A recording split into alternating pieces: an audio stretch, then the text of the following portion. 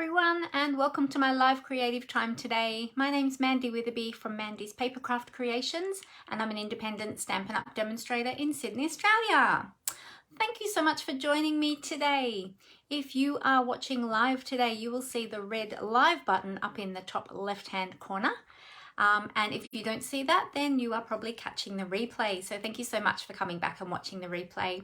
Over on YouTube, I will post this over there on YouTube a little bit later on today. So thank you all of those who are visiting my YouTube channel. I really appreciate that. If you haven't yet subscribed to my YouTube channel, please feel free to do that. If you like what you see here today, you'll find the subscribe button down below this video on the right hand side, and then while you're there, if you click on the little bell icon, you can choose how you'd like to be notified whenever I upload a new video. So there you go. So that would be awesome. All right, now while everyone is jumping on, I will bring this live up on my computer and my iPad so that I can see all of your lovely comments there. So as you're jumping on, say hi. And if this is your first time watching with me or joining me, then let me know where you are watching from. Love to meet new people and make new friends. And we love welcoming new people here to my live. So there we go. So I've got it up there on my iPad, and I'll just bring it up on my computer as well to be sure that everything is looking happy. And we hope that Facebook will play nice today. Last week was good. Week before that was not so good. So let's see how we go today. There we go. All right. Okay. So that has just frozen over there on my computer for some reason, which is a bit weird. Let me just refresh that screen and just see if that comes back up. There we go. Okay. Good. All set up. Everything is set up. We are ready to go. So those that are here joining me, let me just see if I can. All right. Say hi if you're here with me today, so I know that you're here. And just want to know if you can all hear me okay as well. Give me a thumbs up if you can hear me okay. Let me just check for those thumbs up to make sure my volume and everything is okay. Just want to make sure that everything's all good before I go on. And let's see. Yeah, that's okay. I think we're all good. Alrighty. So, oh, hi Deborah, how you going? Great to have you here today. Thank you for joining me. How was everybody's weekend? What did you get up to? And your week since I saw you last as well. Did anyone do anything special in the last week? Any special celebrations? Or did you get any crafting done? I always like to ask that. Always love to encourage everyone to get crafting, of course, which is why I come to you live every week, because I love sharing my love of creativity, but I also love to encourage others to be creative as well. And that can be in lots of different forms. You might be a paper crafter, you could be a knitter, embroiderer, crocheter, cross stitcher, artist, painter, all different sorts of things. So let me know what types of crafts do you like? Whether that be paper craft or anything else. Hey Megan, how you going? Oh, thank you so much. Megan says everything is working all good. She's just watching today, not crafting along. Okay, awesome. Jack is heading overseas tomorrow, so have to finish last minute ironing for him. Oh, okay. I hope he has a safe trip. Oh, gotta love ironing, hey. Not really, but good on you. And it's great to watch things when we're ironing as well. It helps to pass the time, and we don't notice the chore so much, I think, as well. So that's great. So I have got a cute project for you today, which I will share about in a moment. So on Saturday, and feel free to keep chatting with me as well throughout the live today. And feel free to keep asking me questions or letting me know what you're doing. And hopefully some of you will be crafting along with me today too. Hey Helen, how you going? Helen says that she loves card making and she also knits. And she does a lot of knitting and donates it. Oh, that's awesome. Fantastic. Yeah, it's knitting is one of those great skills I think that a lot of people have. I did not inherit that from my mother. My mum was an amazing knitter as well. I didn't inherit that. She tried to teach me a few times, but I never sort of kept up with it, I suppose. So I probably didn't, you know, I could have probably progressed with it if I had kept up with it, but I think I was sort of at that young age where it wasn't really of interest to me. Now probably would be a different story, but yeah, no, that's great. That's awesome. What about everybody else? Does anybody else have other craft that they like to enjoy? I used to do a lot of cross stitch back in the day, but I haven't done any for quite a few years actually. In fact, the last one that I started, which was just a bookmark, which was years and years and years ago, I never finished it. But I did beautiful big sampler for Amber when Amber was born, and I actually don't even know where that is now.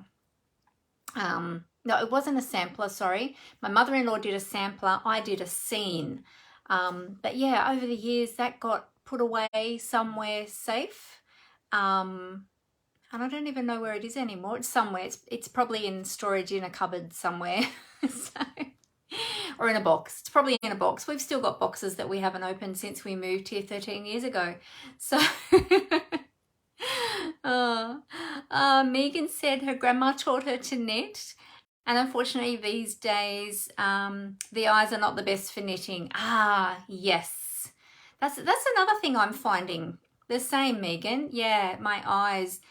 Anything up close or fine work, I have to grab my glasses out these days. I think we get to that age, don't we, where we just need that little bit of help with our vision. I'm in the same boat. Yeah.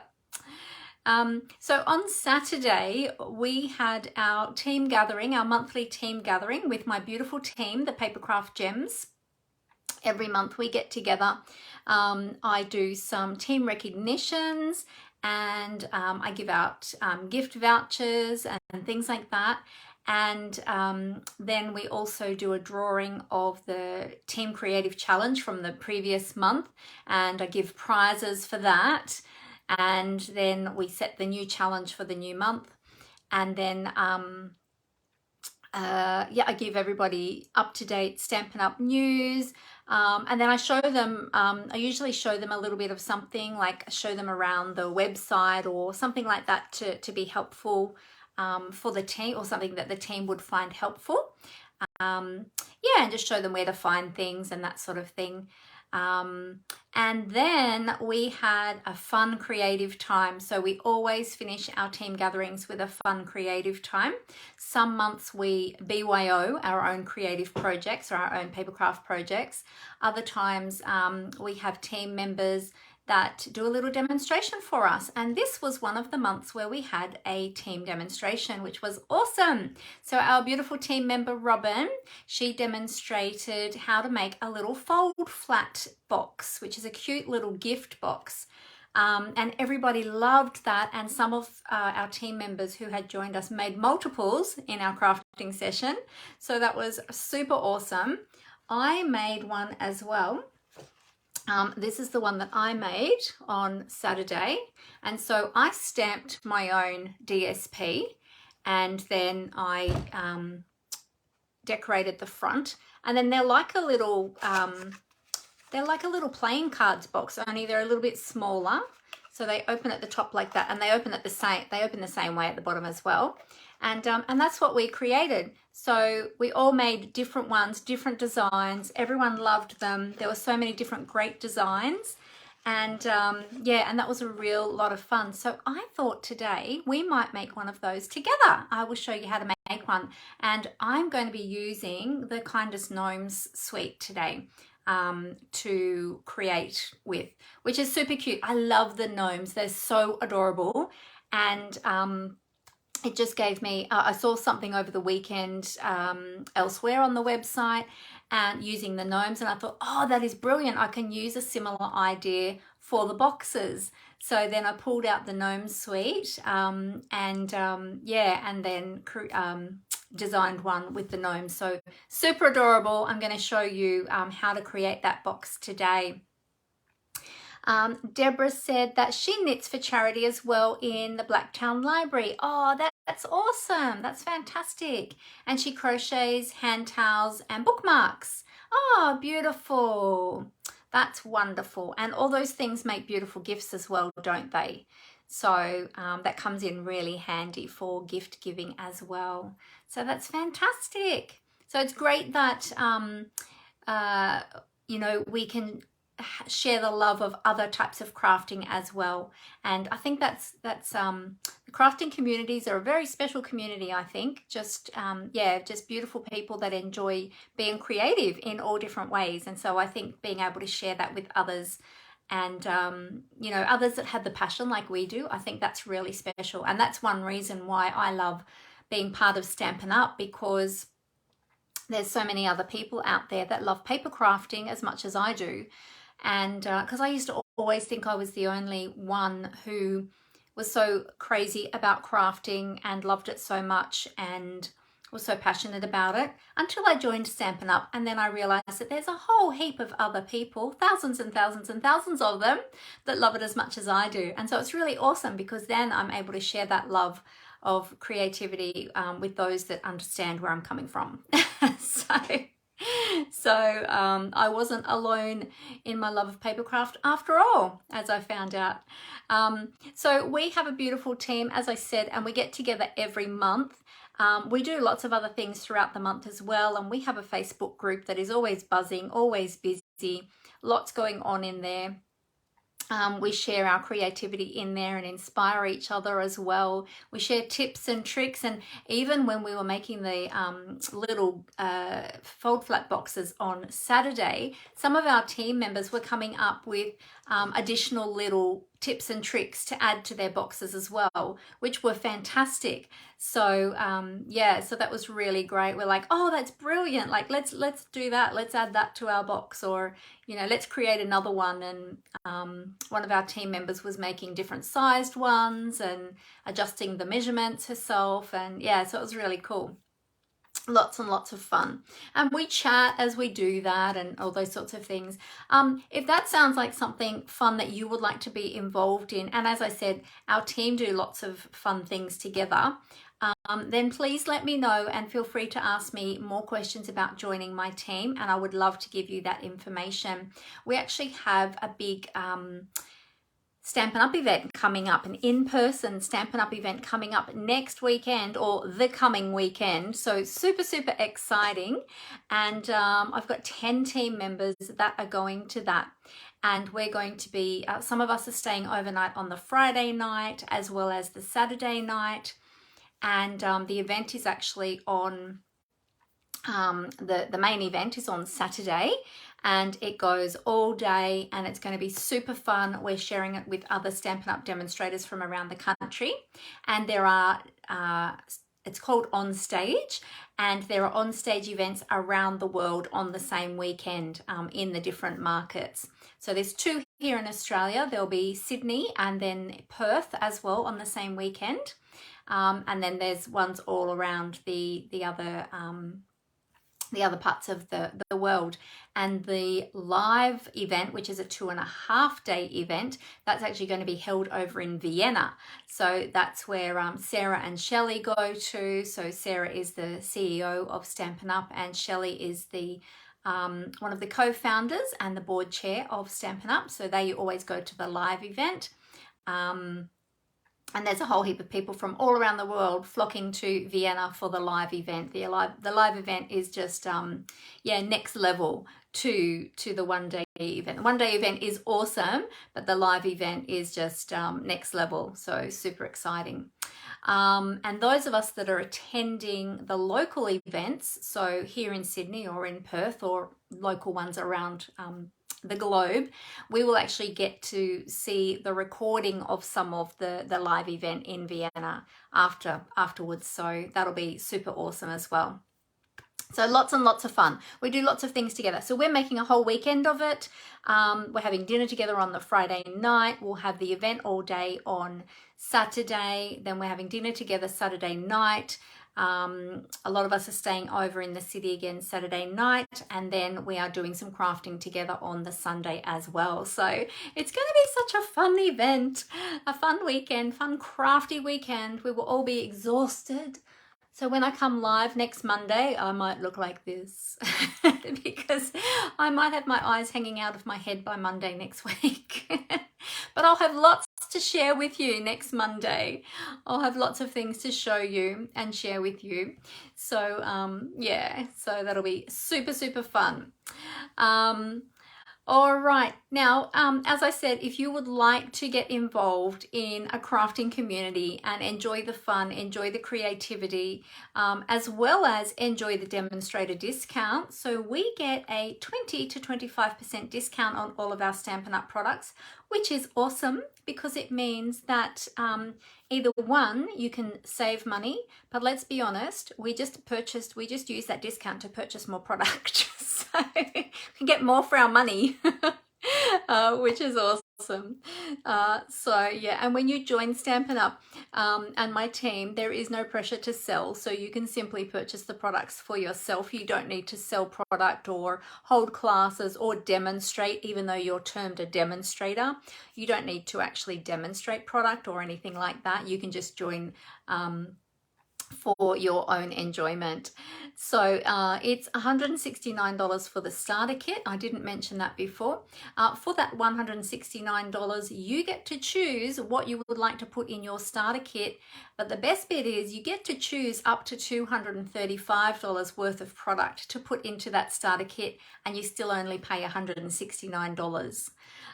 So you're getting that additional $66 worth of product for free, and it's all your own choice, and you'll get free shipping on that order as well. And then from there on, you'll get that discount. Now it's November now, so if you were to join now, you would be able to enjoy that discount till at least April next year. And you will have that time to enjoy the discount, enjoy the community, and then you can decide whether or not you would like to remain on or not. If you would like to remain on, there are quarterly minimums to be met, which works out at around about $125 a month. You can put that in one big bulk order for the quarter, or you can put smaller orders in over the quarter. Totally up to you.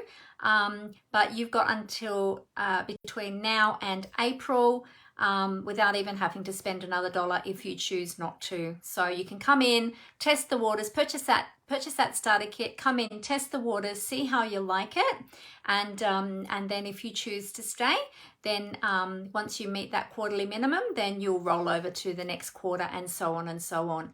So but I would love to give you more information.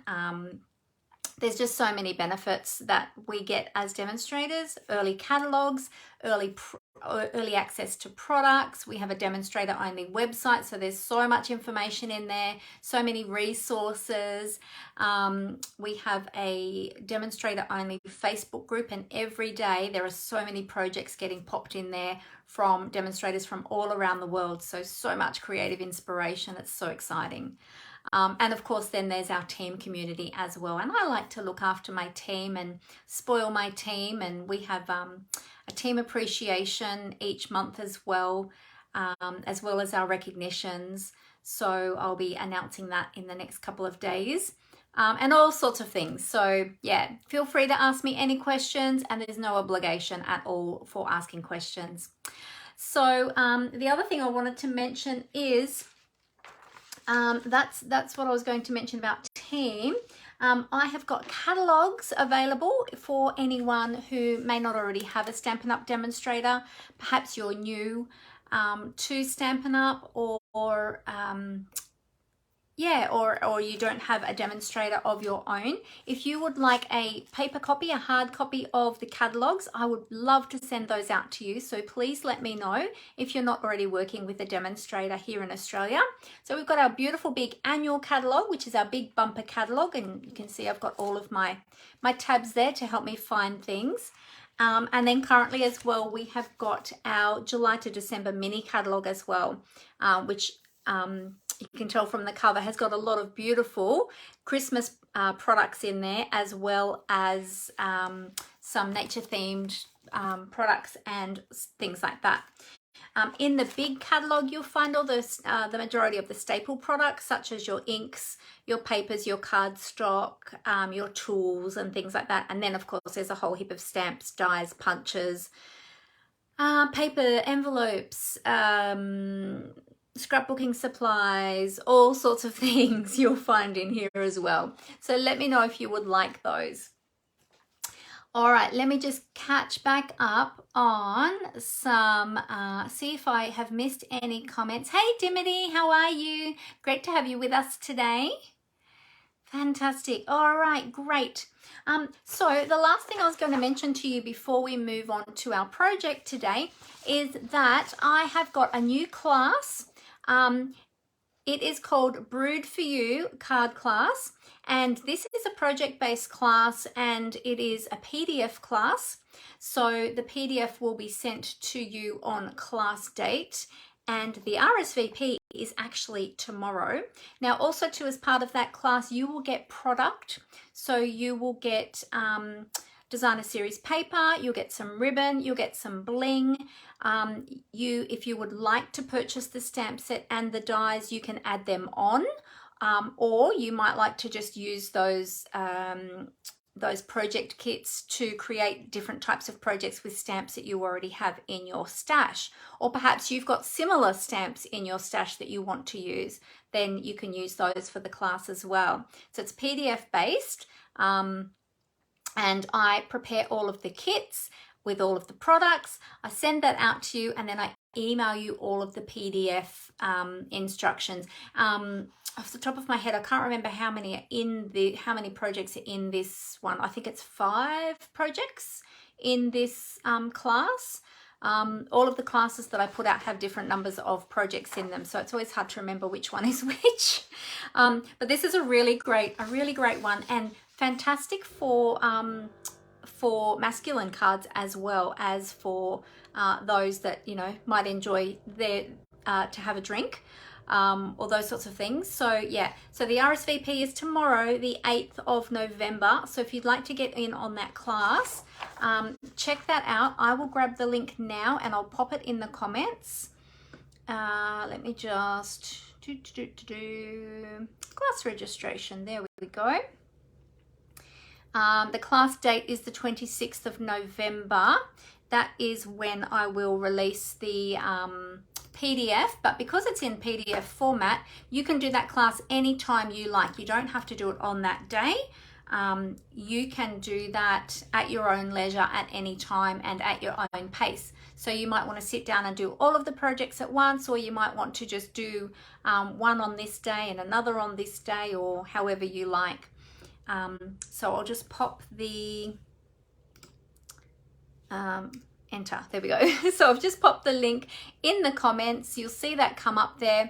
You can click on that link and that will take you through to the information. When you're clicking on that link, you're not actually registering.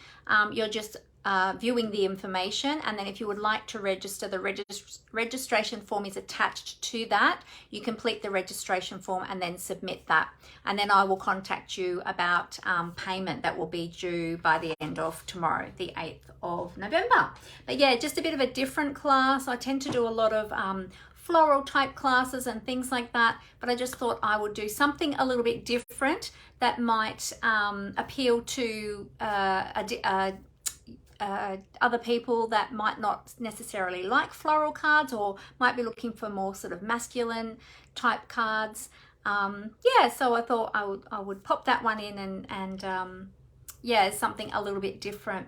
So feel free to jump on that one, have a look. If you have any questions about any of my classes, feel free to get in contact with me as well. You can either private message me, you can call me, text me, or you can email me as well. And you will find my contact details up in my bio here on Facebook, and over on YouTube. I put all of my links in the YouTube description below the video, and I'll put a link there too for that class as well in the video, in the description of the video. So yeah, so there we go. So that's my next class that's coming up. Yeah, so I think we are ready to rumble, ready to create. So as I'm going along, feel free to ask me any questions, chat with me, chat amongst each other, keep the conversation going. Let's have a great afternoon together. We've had a beautiful day here today, and it's just a really lovely day.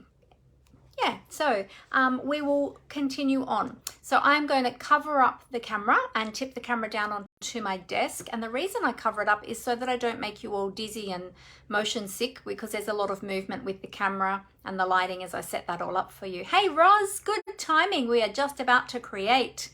So I'm going to cover up the camera and I'll get that ready for you. So bear with me for one moment. Here we go. All right. Now this might sound a little bit squeaky as I just set this up. Sometimes it's squeakier than others. And I'll just tighten everything up, make sure my camera stays put and doesn't move. So we don't want it to drop. I've had that happen before when I've been filming, and it's never good when that happens. Okay, and I will adjust those lights so that you can all see what is happening down on my desk. There we go. And I'll just straighten up the camera now a little bit. Get that nice and straight. Still not quite right. Which way do we need to go? That way? We're nearly there. Nearly straight. Okay, that's good. Good. All right. Okay, so the products that I'm showing you today are all current products that are available in my online store. So if you are looking for those, you can find my online store via my blog or my website. But I usually direct everyone to my blog because there's lots of other creative inspiration there. Also too, when you go to my blog, which is mandyspapercraftcreations.blogspot.com, you can access my shop. You can access which is my online store. You can access the join link if you're interested in joining. But remember, if you've got any questions, feel free to ask me before you jump on in to join. Otherwise, if you have already made that decision, feel free to jump in. There's also tutorials there for purchase as well on my blog. There's two different types. There are tutorial bundles, and then there's also another tab for technique tutorials. Sorry, I went blank then. So you might need to click on the more button depending on what device you're on, or the three little dots, and it'll give you a drop down menu with all the other options. Also too, on my blog, on my homepage, you will see you can click on the subscribe button to my newsletter to receive my weekly newsletter to keep you up to date with everything. And I put creative inspiration in there, all different sorts of things, and PDF versions of the catalogue are also there available on my blog too. So any products that you'd like today, you can get through my online store via my blog, mandyspapercraftcreations.blogspot.com. Remember to use my host code. This is my November 2022 host code, ZCGWES7K. It's got my brother's name in there, Wes. Yeah, so be sure to use that when you shop with me, and for orders over $75 you will receive a thank you gift from me as well, and every order receives a thank you card. All right, let me show you Again, what we are going to be creating, now I'm changing it up and it's not going to be this design. We are going to be using the Kindest Gnomes suite today, but this is the cute little box that we're going to create. So one of our team members, as I mentioned before, one of our team members, Robin, she taught me how to make these, and on Saturday she shared with our team how to make these, and so we had a great time with these little boxes on the weekend. And I'll just show you, they open up like a little card box. They are a bit smaller than a playing card box though. However, you can adapt the measurements and make it a little bit bigger if you wanted to. But the great thing about these is they fold flat, so you can make a whole stack of them and then store them flat until you're ready to use them. So they're not going to take up a lot of space. You know, a lot of the projects, a lot of the 3D projects that we make them in advance, we make them ahead of time, and then we've got to store them somewhere, and they take up a lot of space. And as I was just saying on the weekend to my team, like, I've got so many 3D projects stored out there on my shelf that it's taking up a lot of space, and at some point I'm going to have to probably get rid of some. But these are fantastic because they store flat like that, and then when you're ready to use them, you just pop them together. Let's put the little flaps in and you're ready to go. So that's the one I made on the weekend using the oh gosh, what's it called now, the cup of tea stamp set with the coordinating dies. Oh my goodness, I can't think of the name of it.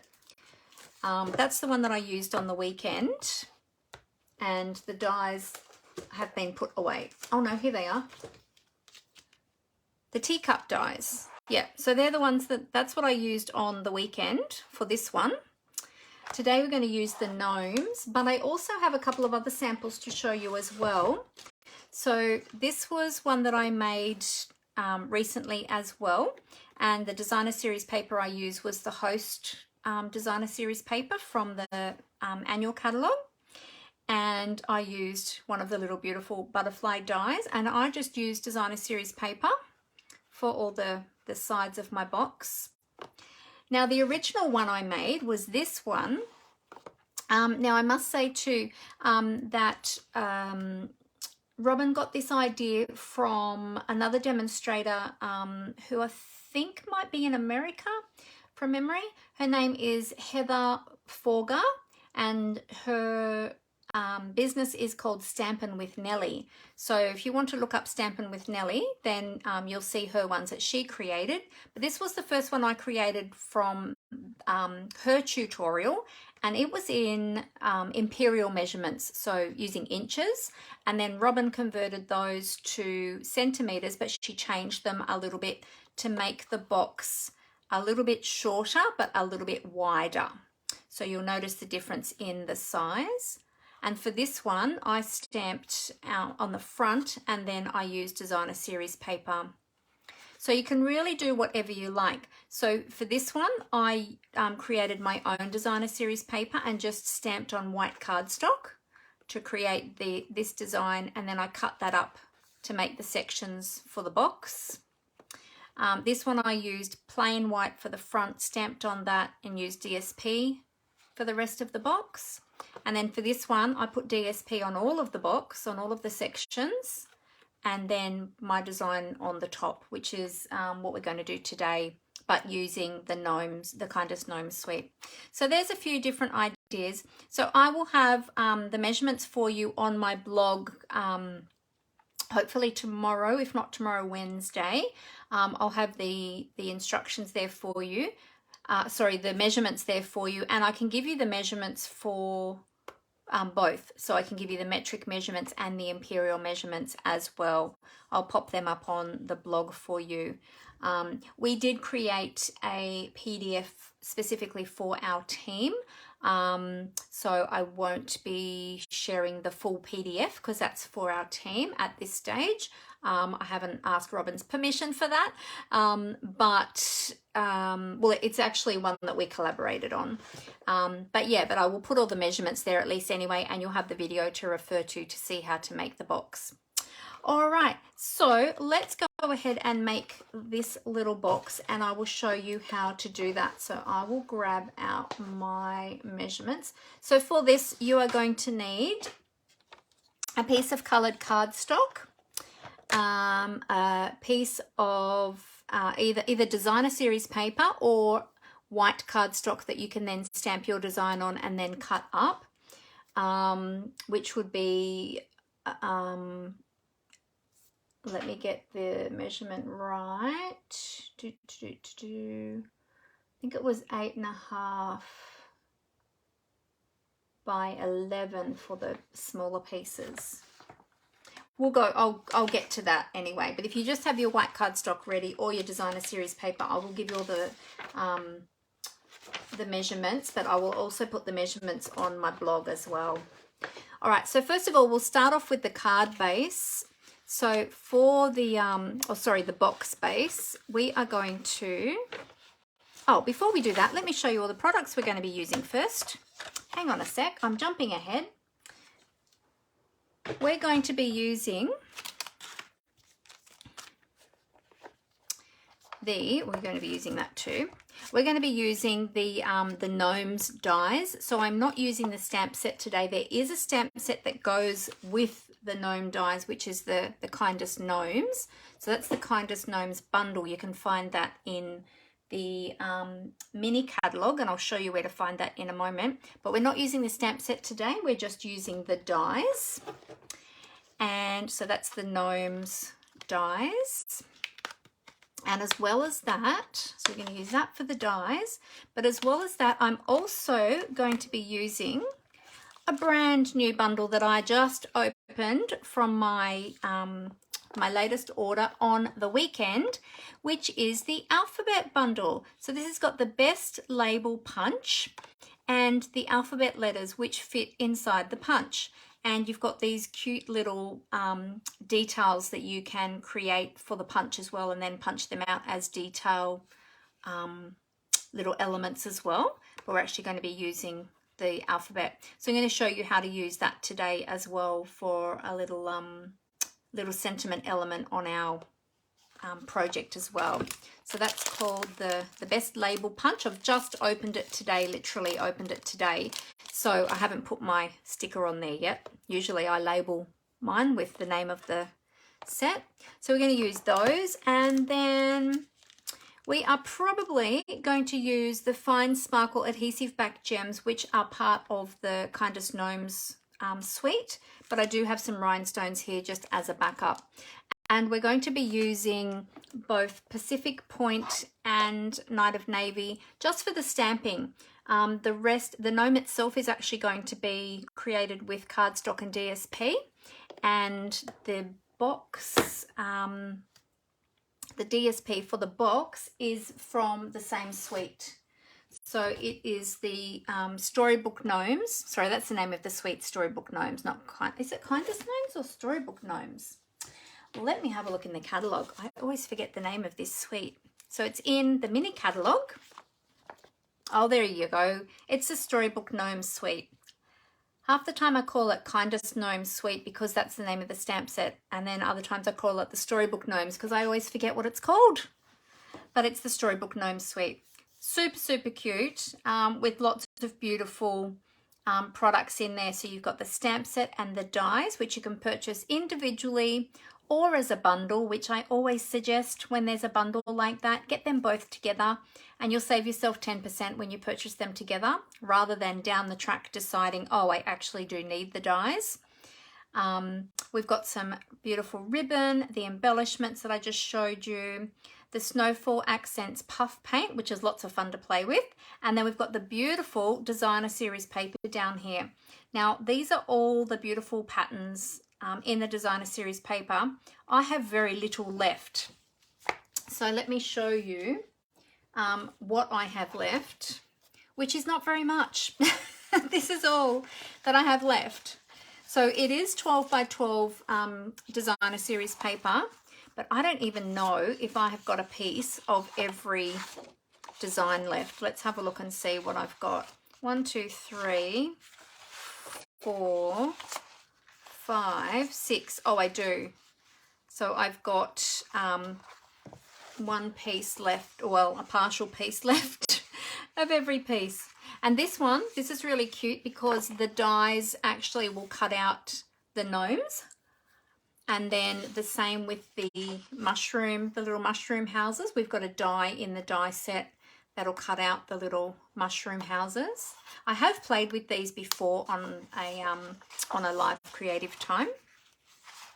We've got this cute little scene paper. I love this.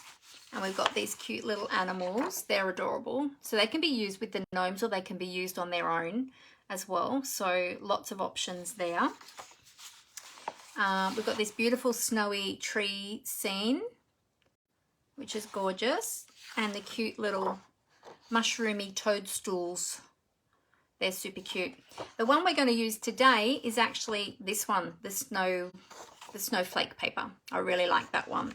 So it's going to be the one that we are choosing today. So this is beautiful paper. If you haven't already got this paper, this is a great one to play with because you can use it not only for Christmas projects, but you can use it for other types of projects as well with your little gnomes, which are super adorable. I'll show you too in the annual catalogue where to find the alphabet bundle. It is on page 115. Here it is here. It is actually called the alphabet bundle. So I got that one right. Yay! The alphabet bundle comes with the stamp set that I showed you. So this is the full size. In the catalogue, it's not shown at full size. And the punch. And there's some beautiful ideas there of how to use it.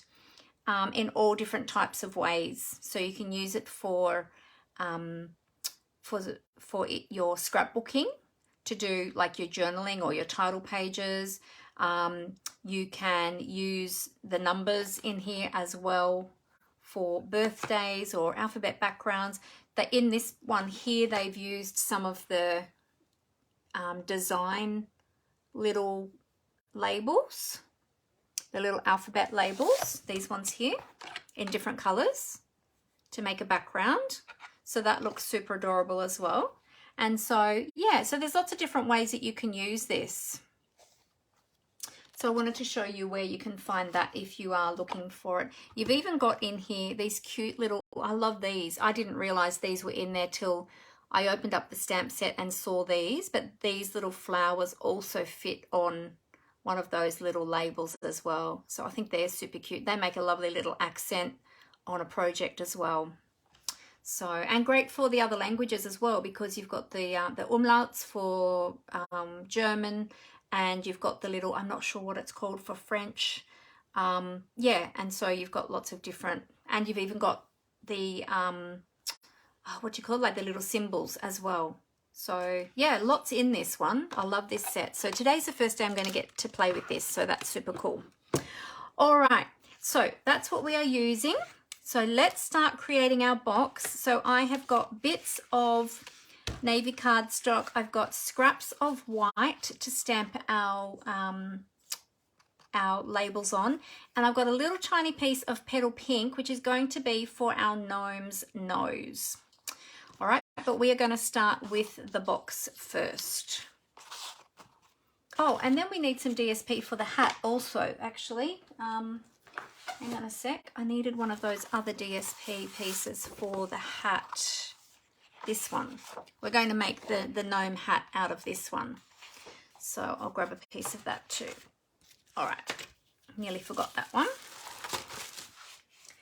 Okay, now we'll bring in the trimmer and we'll cut our little box down. Bring over my instructions. All right, so I'm going to just give you the metric measurements today, okay? That's what we're going to be working with. So our metric measurements are going to be 19.5. So we are going to need to open up our extension arm on our trimmer today. And we're going to make our first cut. So this is an A4 size piece of cardstock. Okay, so we're going to cut this at 19.5 centimeters or 19.5 centimeters. So that's the length that we need. Keep that piece of cardstock because we can use that for other projects.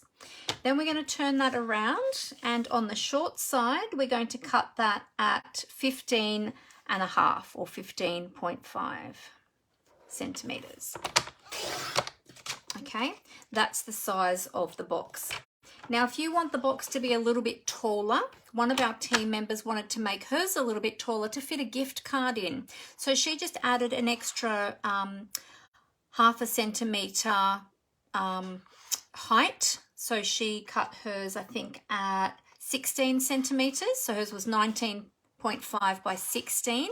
If you want it to fit in a gift card, all the score lines will be the same. It's just that you've extended the height a little bit. So, yeah, so you can do that. All right, now we're going to move the cutting blade, which is the dark blade. We're going to move that one away because we're going to do some scoring. So we're using the light blade, the light brown or grey. I don't know if you'd say that was grey or brown. It's kind of a what colour is that? Sahara sand colour, actually. That's what colour it is. And we are going to do some scoring. So we're going to start scoring on the long side first. And we are going to score, oh, hang on one sec. There we go. We are going to score on the long side at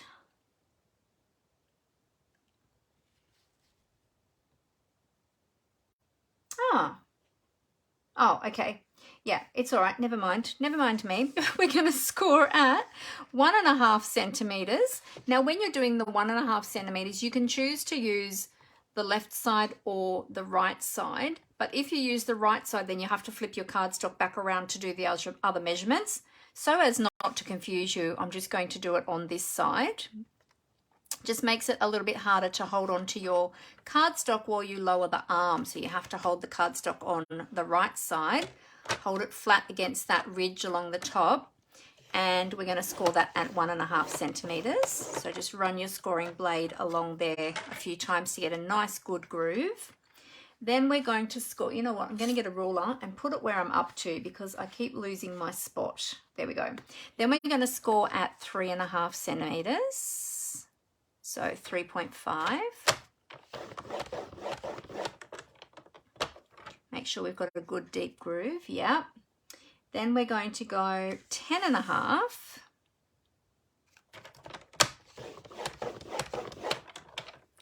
And then we're going to go to 12.5 or 12.5.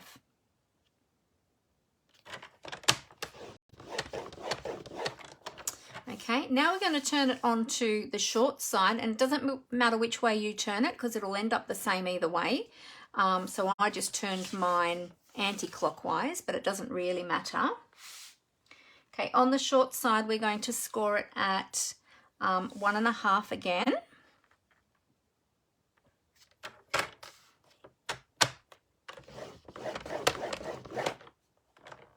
So that's 1.5.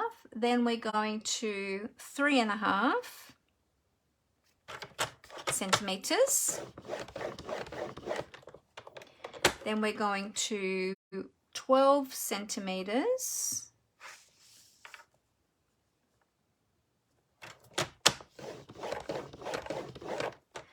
And then we're going to, oh, I might just give that one another go. Then we're going to 14 centimeters.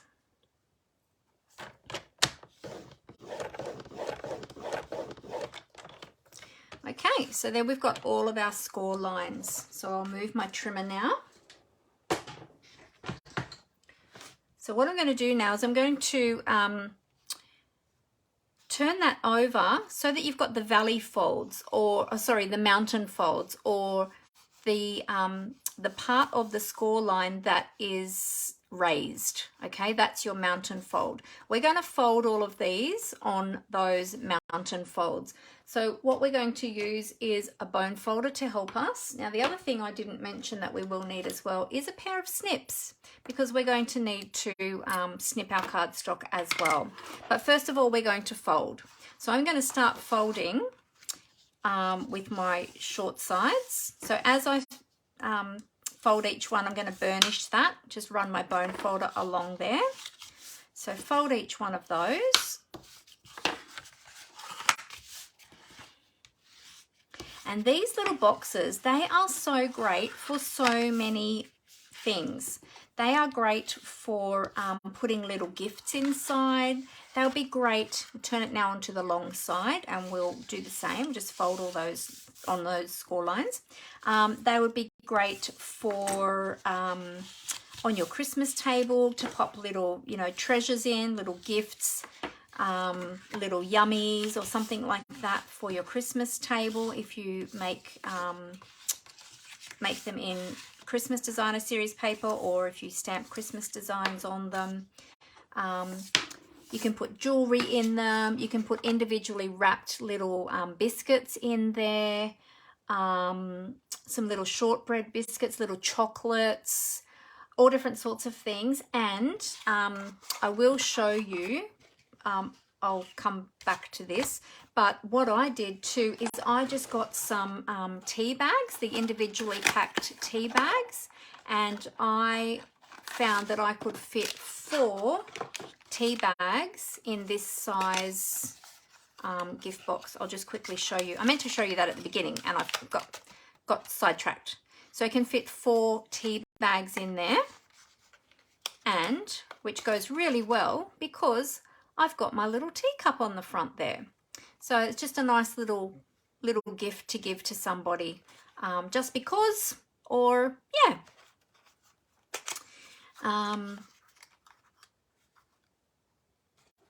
Oh, hey Glenda, how you going? Hey Robin, how you going? Great to have you with us, ladies.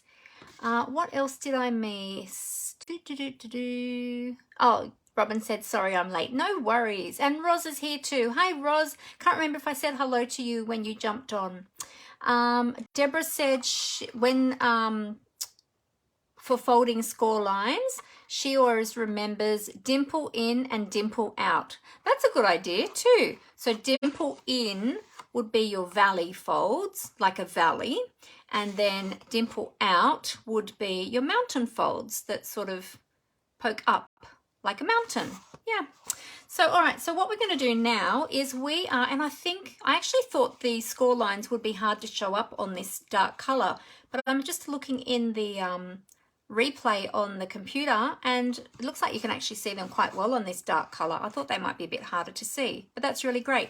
So what we're going to do is I'm going to turn that around so that I'm working with that smallest tab on my left side. Doesn't end up really making much difference, but for me, that's how I've done it ever since I started making these boxes, and that's the way it works best for me, so I remember where I'm up to. We're going to take our paper snips, and each one of these vertical score lines is going to be cut up to the second horizontal score line. So basically then you're making little tabs. We're going to do this we're going to do that along the bottom and along the top. So I'll show you what I mean. So just cutting along those score lines up to that second score line. Okay, so we've got 1 score line, 2 score lines. We're going up to this second one here. So we're going to do that all the way along.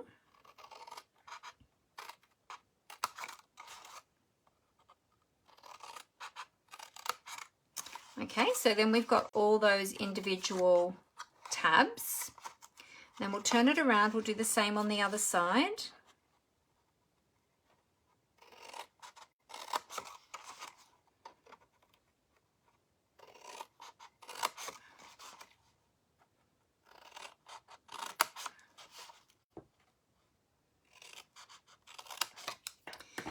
Okay, and then I'm going to turn mine back around so that I've got that little tab, that narrowest tab on my left side again. Then what we're going to do is we're going to cut away some of these sections. Okay, now this is just something rough. I quickly made up for my team. I might make a nicer one to put on my blog. But this is just to show you very quickly which pieces you're going to cut away. Okay, so I'll explain it as we go, but if you want to take a little screenshot of that, then feel free to take a screenshot of that so that you can see which sections, the shaded sections are the sections that you're going to be cutting away. Okay, so grab a screenshot of that.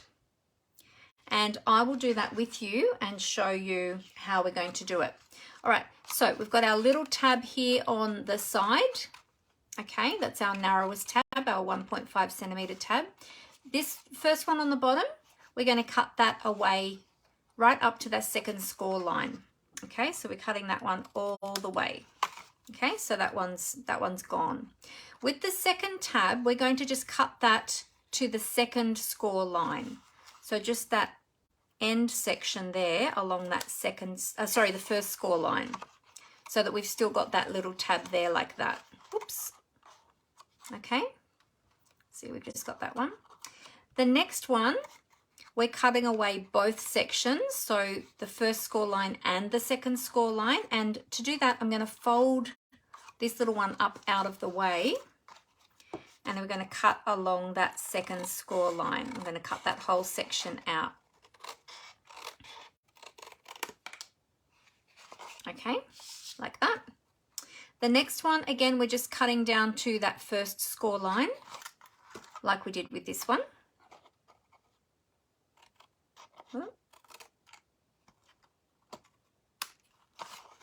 Okay, and then this one is staying, so we're leaving that full piece there on the end.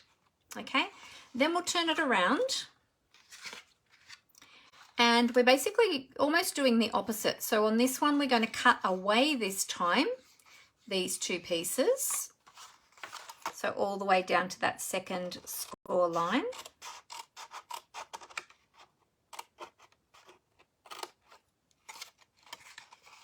This one we're cutting down to the first score line.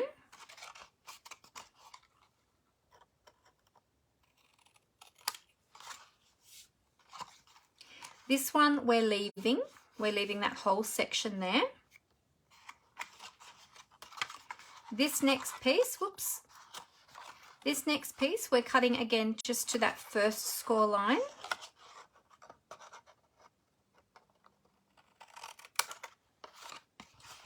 And then this last piece, this little one, we're cutting that away to the second score line. There we go. So now I'll turn that back around so that we've got that little tab here at the side. Just going to tidy this bit up a bit here because I went off the actual score line, so that wasn't straight. So I'll just straighten that up a bit. There we go. All right, so now your piece should look like that. And we'll just get rid of all those extra little bits we don't need. Okay, so that's what it should look like now. So then when you fold your box up, we're going to do some decorating first, but when you fold your box up, what you're going to do is you're going to fold this piece over, this little tab at this side, you're going to fold that over. That's where your adhesive is going to go. And then this side of the box just folds over and lines up with that, okay? Then you're going to pop it up. Once that's adhered, you pop it up and you put your tabs in. But before we do that, we need to miter these tabs, so that just means we're going to take a little slither off them so that we don't have too much excess cardstock there, and the box will close much more easily. So what we're going to do is we're going to take our snips, and I'll show you here. I've just put a little pencil line on each of those tabs where we're going to miter them.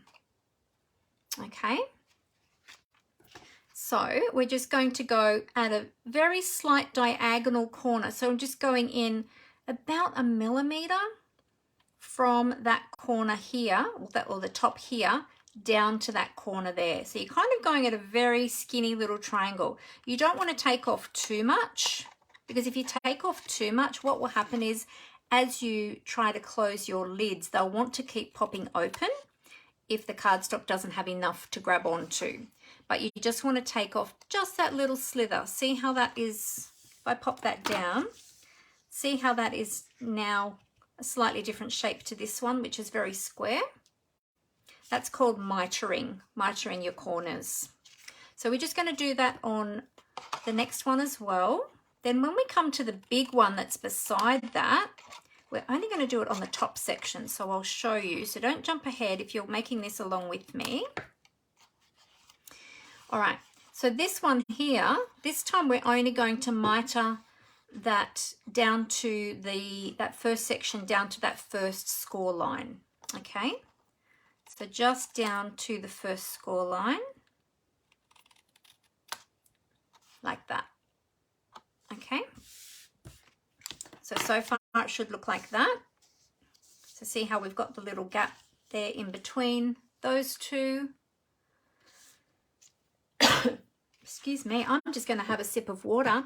While I do that, let me remind you, or tell you actually, in case you didn't see my post the other day, the Stampin' Up! Tumblers, the in-colour tumblers are back in stock in all of the colours. I forgot to mention that at the beginning. I've just got water in mine today because I've actually had a headache all day, so I don't want to drink any caffeine today, so I'm just on water today.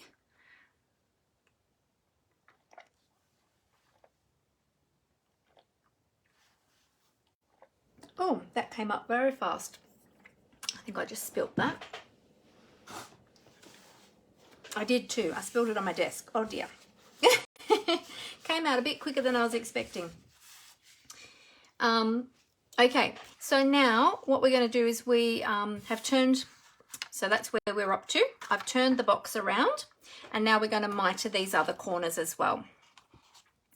So yeah, I was really surprised on the weekend when I saw those tumblers had come back in stock. I was so excited. So I did put a post up on the weekend.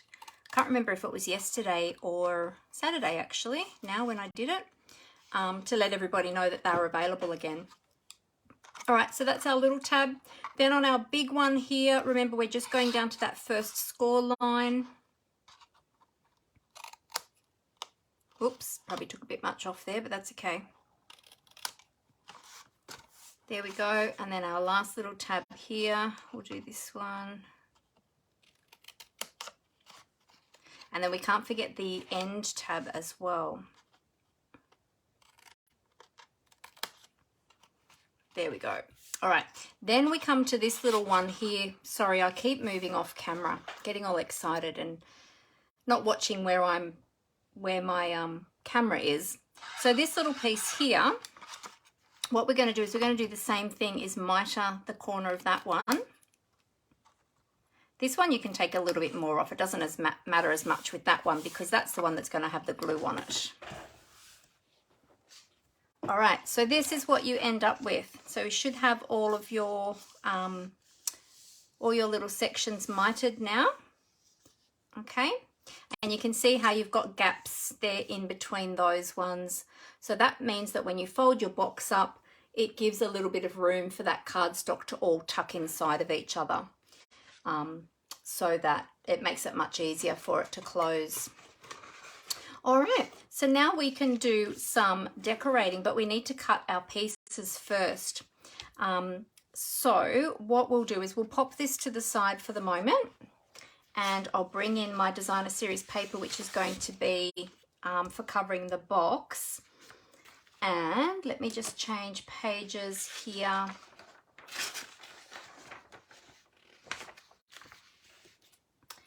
Okay.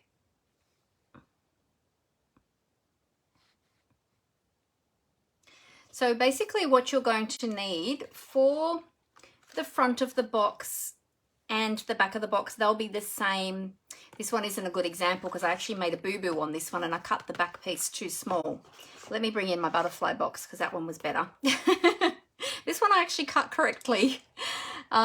So for this piece, if you're using DSP, you're going to need a piece that is 8 centimeters by 6.5 centimeters.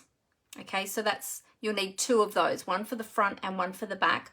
Or if you're stamping on the front, you'll need a piece of cardstock that is 6.5 by 8 centimeters, so 6.5 by 8. Okay, then for the sides, you need hang on a minute.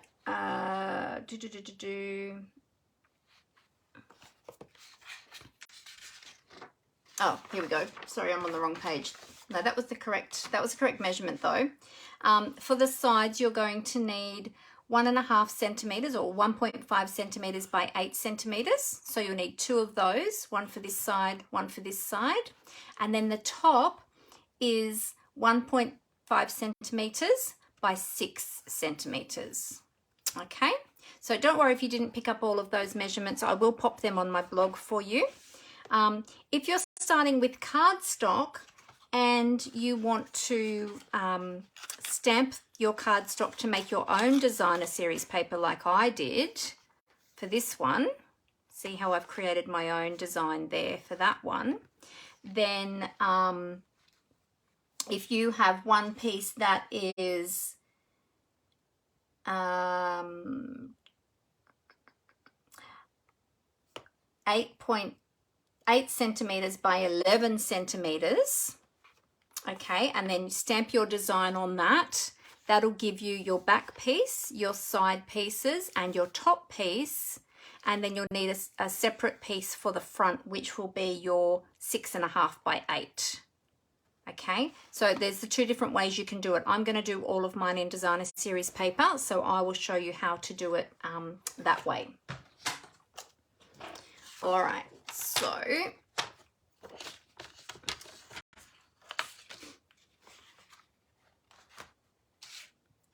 we are going to need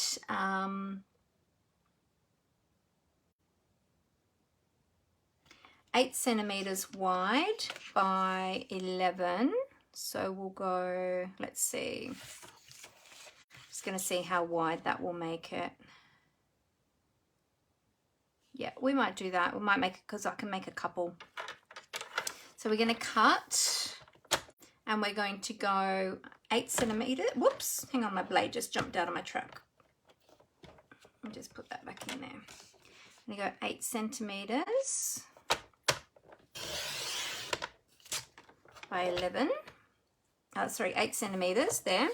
And then we're going to go 6.5. Just double check I've got that right. Yep. And we'll do another one at 6.5 because I want one for the front and for the back. Then we want 1.5. Now I'm going to do the 1.5 pieces this time on, I'll just turn that around. I'm going to use the measure on this side of the ruler there, just because this little edge here where we can, that has our little edge there to hold our paper straight, it's much easier to have it on this side when you've got a long piece like this because you've got a longer edge there, whereas on this side you've only got a very small edge. So I'm just going to use the 1.5 measure on this side this time. So I'm going to go 1.5, 1.5, and 1.5. So we've got, all right, so we've got 3 1.5 pieces by 8. One of these needs to be cut down to 6.5. So 6.5 lengthways, that'll be for the lid. Now, if you want to, you can also decorate the bottom of your box. So on this one, I might do that actually. I might do another one. So I'll do another 1.5. I didn't do that on the other boxes, but depends on how you're going to display your boxes, if you're going to have them standing up or laying down on the table. So this one will be another piece that is 1.5 by 6.5. So we've got a bottom one and a top one. All right, so I'll show you all the pieces. All right, so we've got 2 pieces that are 6.5 by 8. We've got 2 pieces that are 1.5 by 8, which will be the sides. And then we've got 2 pieces that are 1.5 by 6.5, which will be the top and the bottom. Okay, so that's kind of how you can, and depending on how you've cut your designer series paper, you might even be able to cut your paper so that your designs line up on your boxes across the edges if you would like them to. I'm not so worried with the snowflakes because the snowflakes kind of go everywhere anyway. But there you go. So that's the measurements for all of the pieces. So let's bring back in our little box. Here we go. And I'm going to flip that over with my flap on that side. Now you might want to work out, this is what I did with mine, is I wanted to work out where that flap, where that was going to fold over. So we fold that flap in, that comes across there. I like to have that seam where that joins at the back. Okay, so you can flip that over. Now, depending which way you want to have the tabs do up, you can have it either doing up towards the front like that, or if you turn the box up the other way, you can have it doing up towards the back. So depending on which way you would like to do it. Okay, so I think I would like to have this one doing up towards the back. So I'm going to make this my front. Okay, so this is going to be my front. Now, so that I don't forget which piece is going to be my front, because I'm using the same designer series paper on all of them, I'm just going to grab a pencil, turn that over, and I'm going to put an F on the inside there. So I remember that's my front. Okay, so then just decide which paper you want to go on your front and your back. With mine, doesn't really matter because I'm going to have a gnome on the top anyway. I think I like that one on the front actually. I think I'll put that one on the front and that one on the back. Yeah. All right, and then I'm going to use my multi-purpose liquid glue to adhere those designer series papers. Now, it doesn't really matter which way, which is the front, which is the back. It's just me being fussy with where that seam is when I do my box up. If you want to create, with my first one, I actually put the box all together first, then I flattened it back out to decorate it. You can do that, or you can decorate it this way first before you stick it all together. Totally up to you which way you want to do it. And with the flaps tucking in, it really doesn't matter which way you have them tucking in, whether or not it's going to tuck in from the front or from the back. It really doesn't matter. It's just an aesthetic thing. It's up to you. Okay, and let's see. Oops, I'm missing a piece. Where's my other piece gone? Oh, there it is. It's hiding.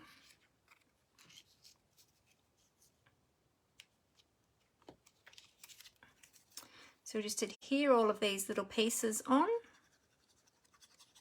Not checking for any comments. Sorry, I'm just going to check back. Oh, Robin says that she is good. Hope that I am well and my back is doing much better. My back has been doing a lot better the last few days, thank you, but my neck is now playing up. Can't win. It's one thing or the other, but that's okay. I've got physio tomorrow. Yeah, my neck has just been giving me terrible headaches throughout the night, so I didn't get much sleep last night. Had to get up in the night and take some Panadol, and then took some more when I got up this morning, and then did a few things and went back to bed actually. So yeah, but that's okay. It'll settle down. Just get my neck fixed tomorrow at the physio and I'll be all good, ready for our big weekend of on stage next weekend.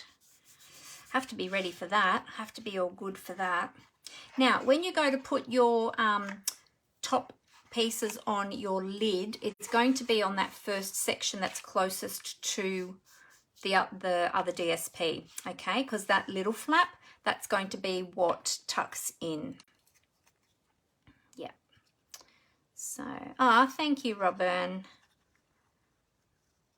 Well, at least I can be thankful that my back is stable at the moment. I mean, I have pain every day, but it's manageable at the moment. So that's good. And I'm able to move fairly well at the moment. I've just got to be really, really careful because I don't want to set it off for the weekend. I need for it to stay okay for the weekend. So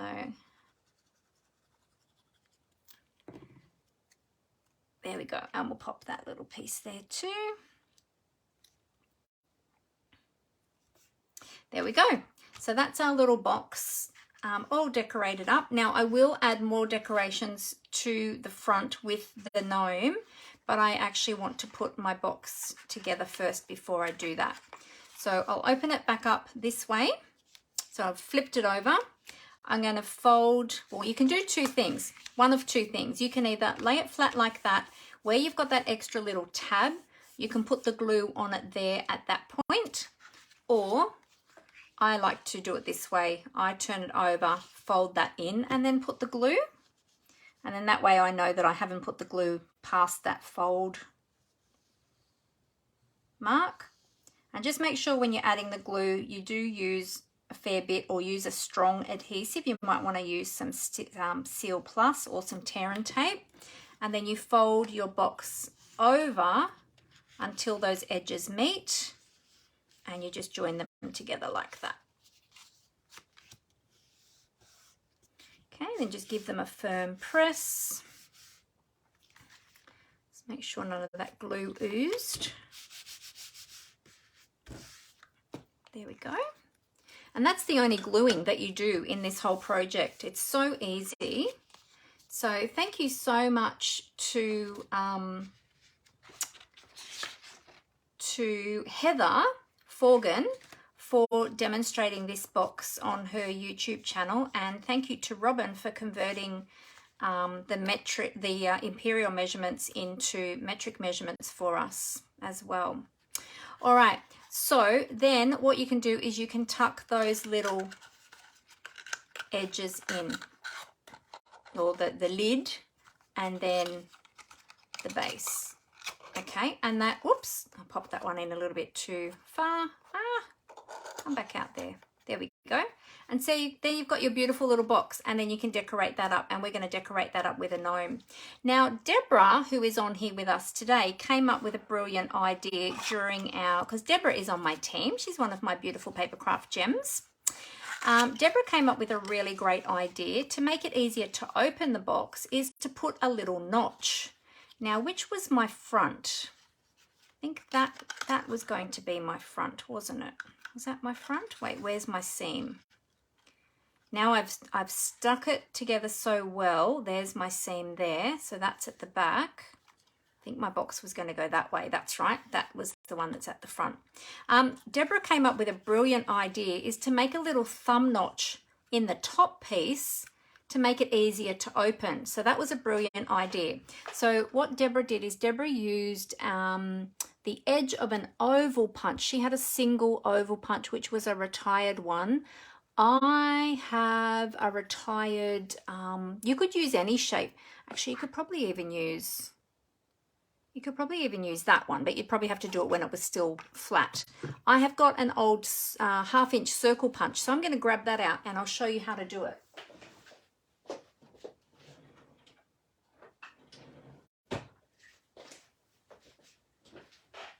The 3/4, if you've got the old half-inch punch or 3/4 inch punch, they are a great size.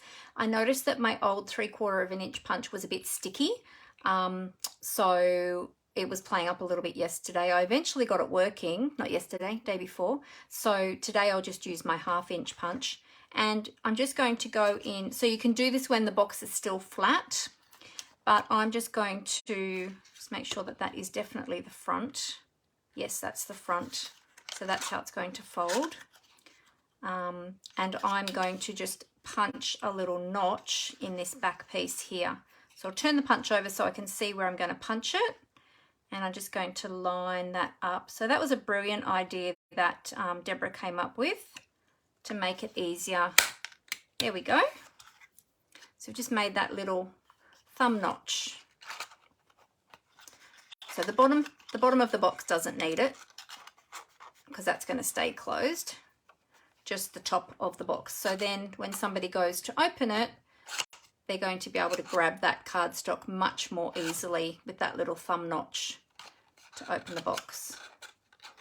So there you go. But if you don't have that, punch, you could use maybe a small circle die. Oh, I'm not sure how that would go through the die cutting machine though. So you'd have to test that to see. I'm not sure. But if you've got a different shaped punch, maybe even, just wondering actually, what other punches we have? Oh, you know what would also be good maybe? Maybe something like, whoops, I'm dropping my iPad's falling. Maybe even something that has a curved edge, like some punch that has a curved edge. Oh, I've got an idea. What about this one? What about, I wonder if the little edge of the cloud punch, there's a more circular edge of the cloud punch, you could perhaps use that, but you would have to do it with the box still open to be able to get that punch in. So before you glue it shut, you could punch that little edge with that one because you wouldn't get that in there now.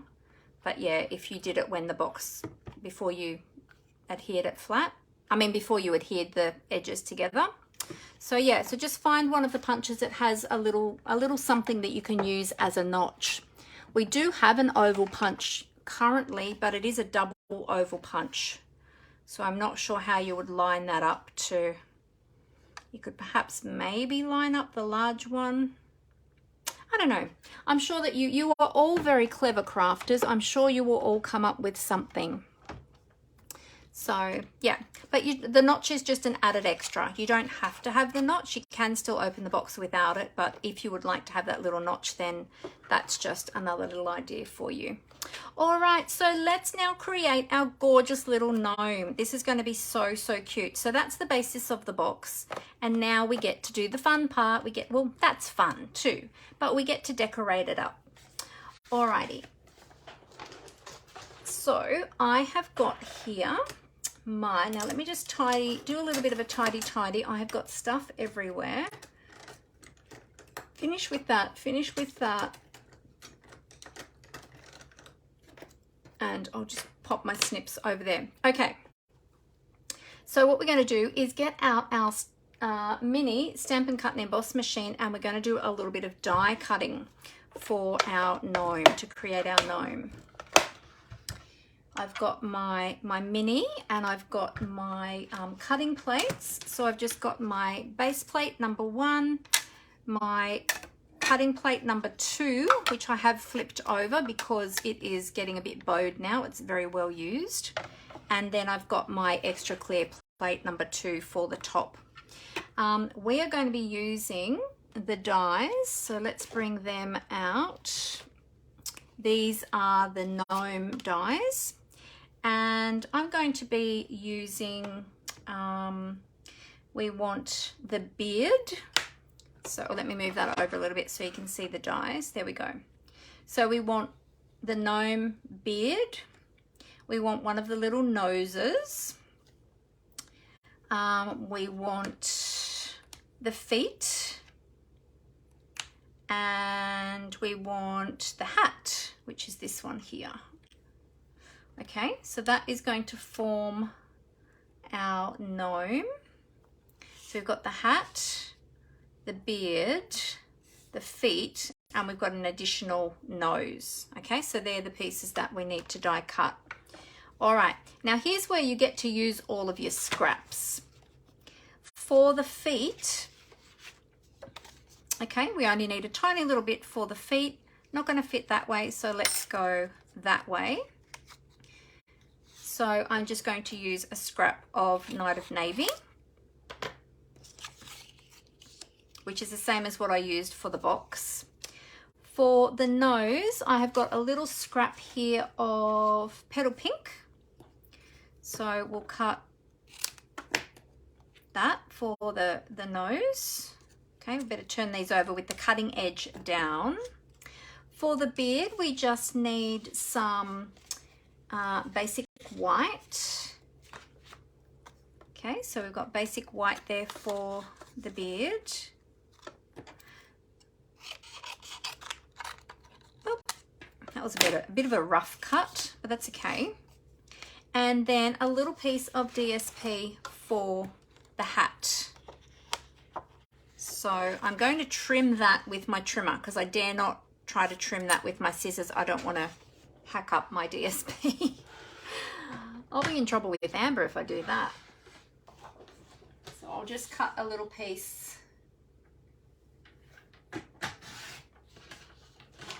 Just cut a little piece of DSP and let's just see how much I'm going to need. Okay, so I'll only need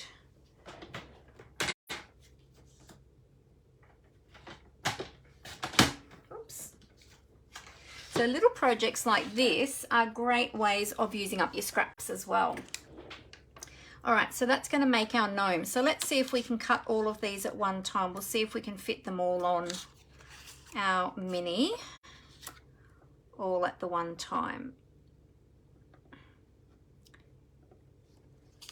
Well, maybe if we turn the beard that way and then like that, and oh, look at this. Yay, we're going to fit them all on there at one time. Look at that. Can you see that? Got them all on there together. All right, so let's carefully put the top plate on. Now the only problem is I've got my handle on the opposite side, or I can't reach it. So I'll just turn it around this way a little bit. Line all that up. There we go. All right, let's take that through the machine. Die cut all of our pieces.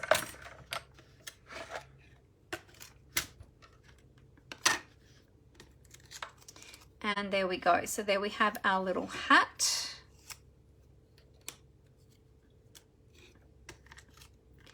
We have our little feet. Our extra little nose piece. And our cute little beard with embossed detail. Look, that's so cute. So that is how it's going to look, like that.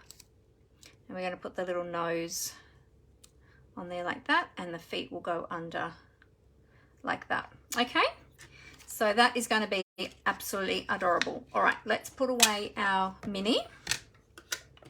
I'm finished with all our die cutting.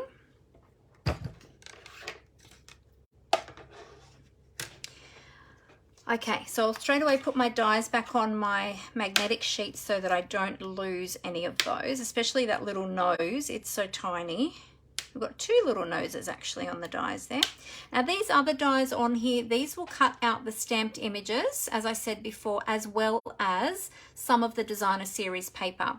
Then you've got additional pieces. You've got additional little toadstools or mushrooms, some grass. If you want to create the gnome into a tag, there's an added little hole there that you can pop into the hat as you die cut the hat, and it'll create a little hole in the top that you can use to make a tag out of the gnome as well. So yeah, really, really cute set. Okay, so now we can glue our little gnome together. So I'll just bring back in my multi-purpose liquid glue. Now, this is the first time I've made one of these gnomes using the dies. I have used the stamps before, but I haven't actually used the dies on their own. So I'm really excited to do this.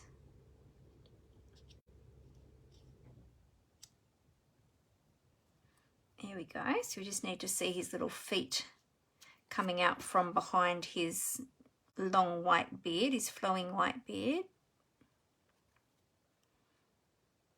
I considered using some of the glimmer paper for his beard, but I wasn't sure if I might lose some of the detail in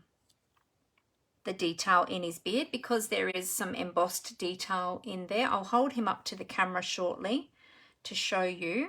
Now with the nose, I'm just wondering, do I stick it flat or do I put it up onto a dimensional? So I'm just thinking if I put it up onto a dimensional, it might be a little bit too high. I don't know. I'll see. Let's see. If I've got a little tiny piece here that I can easily pull back off. Let's just see if I pop that up.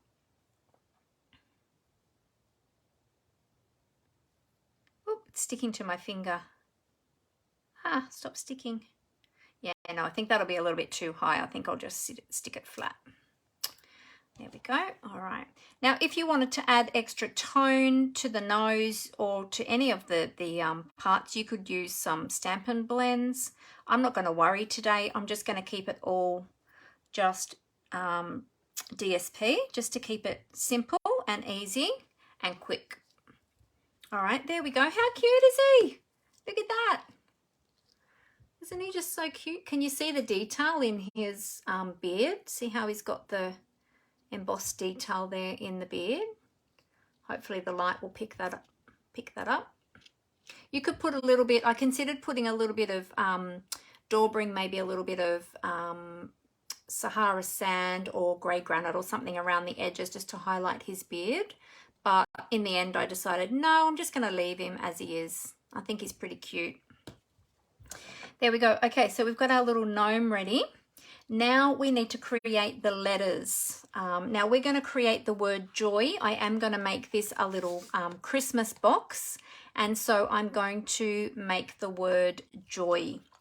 And we're going to use that alphabet set. And I've already got the stamps ready to go. So I'm going to use the letters. So J-O-Y. And I'm going to use this outline. Oh, let me put that up a little bit. I'm going to use this little label outline stamp as well to put the letters in. Okay, so we're going to stamp that onto white. And here is again where we can use some of those scraps. So whenever I'm cutting cardstock, especially white cardstock, I always save my scraps. So I've got a little container that I keep hung on the side of my trolley over there with all my little white scraps, and this is a great way of using your scraps. So whenever you're going to punch anything, always have a look to see which way your punch is going to punch when you open your punch. I know for this one it's going to punch that way, so I can make sure that I stamp my letters the correct way to be able to punch them easily. Okay, so I've got what I'm going to do is I'm going to stamp the outline. I'm using two different colors here. I've got Night of Navy and Pacific Point. I'm going to stamp the outline of the tag in Night of Navy, and then I'm going to stamp the lettering in Pacific Point. I'll use because we're using a photopolymer stamp set, I'm going to use my Stampin' Pierce mat, which is upside down. So my Stampin' Pierce mat, which is a foam mat, which gives a little bit of cushioning underneath our photopolymer stamps because they don't have much give to them. They're quite a solid stamp. And I've just got a piece of small grid paper on there just to protect my mat so it doesn't get all inky, in case I have any little inking accidents, which, you know, is quite common. All right, so I'm going to do, let me just check that. Yeah, good. All right, so I'll do, well, let's start at the top. 1, 2, now we only need 3, but I'm going to see if I can fit a 4th one just as a spare. Okay, and I do have others. Look, while we're there, let's just do this. You'll notice that I'm getting a fair bit of ink on the inside of the stamp as well. That is because I've actually pushed the stamp a bit too firmly into the ink pad. Just be careful with that, because sometimes when you get that extra ink on the inside, when you go to stamp it onto your cardstock, if you press too hard, that extra ink will actually transfer. And we certainly don't want that, because we want to be able to stamp our letters on the inside. But I'll just stamp a few extras in case I have any little stamping boo-boos with my lettering, because, you know, that's quite common, quite likely, I should say, for me. forget to do that. So give that one a clean. Get rid of all that ink and all that excess ink. And check that on the paper, and that's nice and clean. All right, so I've got my lettering here ready to go, my J-O-Y, and we're going to stamp that in Pacific Point. So the outline was in Night of Navy, and then the lettering is in Pacific Point. So I'll start with my J, and I'll just do a little test. Beautiful. All right, let's see if we can line that up. This is always a challenge with a camera over the head, overhead too. Over the head, overhead. Oh, I did it first go. Amazing. Okay, all good. Let's continue. Here's our O. Let's test that. Yep, good. O, not too bad. A little bit off, but I think we can get away with that one. And our Y.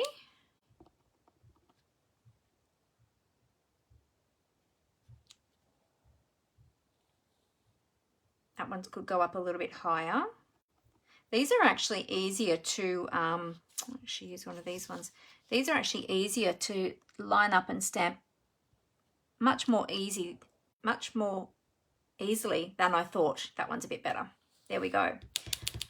All right, so that's not bad. I only had to have 2 attempts on one letter, so that's pretty good.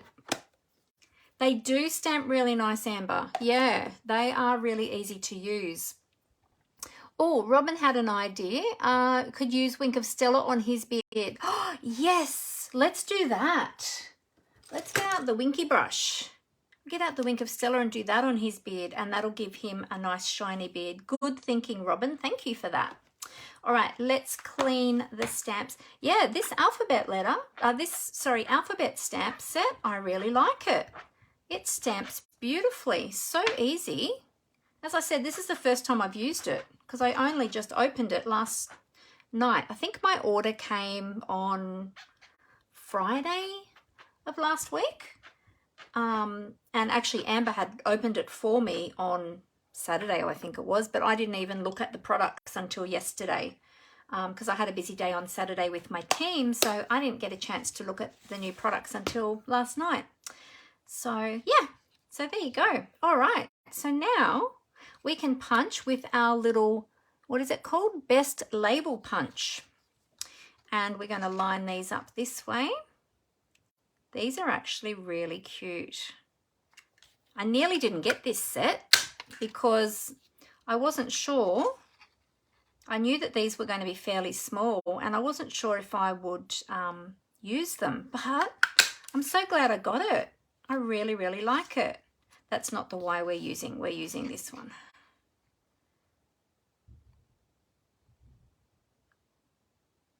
Line it up, line it up.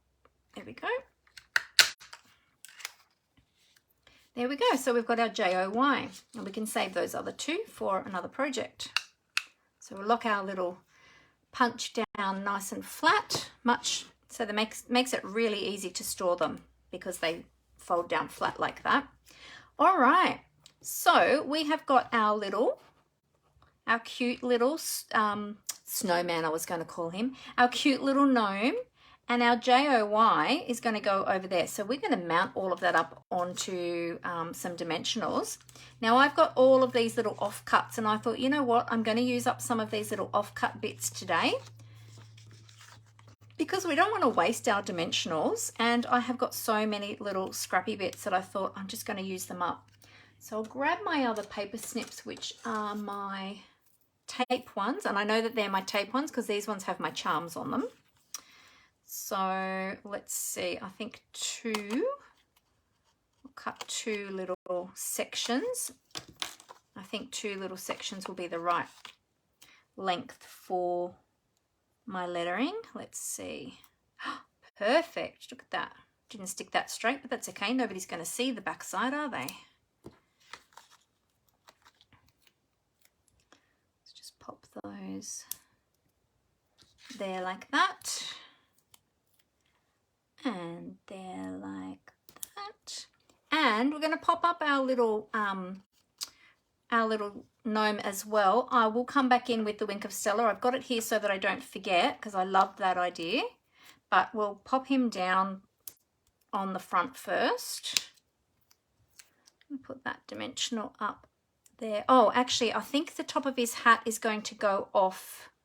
Yeah, so I don't want dimensionals all the way to the top of his hat because the tip of his hat is going to just hang off the top of the box.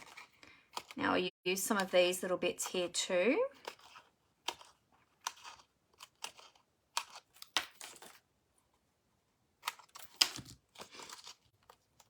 Use that big bit in the middle of his tummy. Hold him on. And then we'll put some of these ones here at the sides. Want to make sure that he's nice and secure so he's not going to have any saggy bits. We don't want him having little saggy bits. Can put some of these smaller ones on his little shoes. And then let's grab this one here for his, using up all our bits today, all our scraps of cardstock, our scraps of dimensionals. It's making sure that we utilize all of those extra little pieces and not letting anything go to waste. Because we're crafters, we don't like things going to waste, do we? All right, so this is how our box is going to look.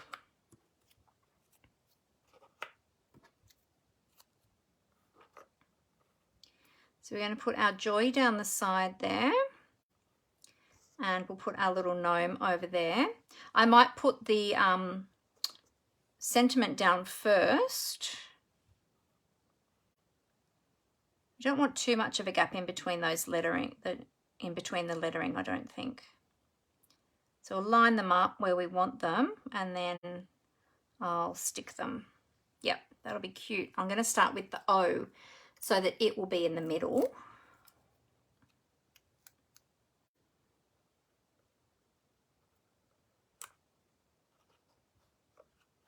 There we go. And then I've also got to add some bling. So you can do all sorts of things with this box. You can wrap it in ribbon. You can put a little bow on the front.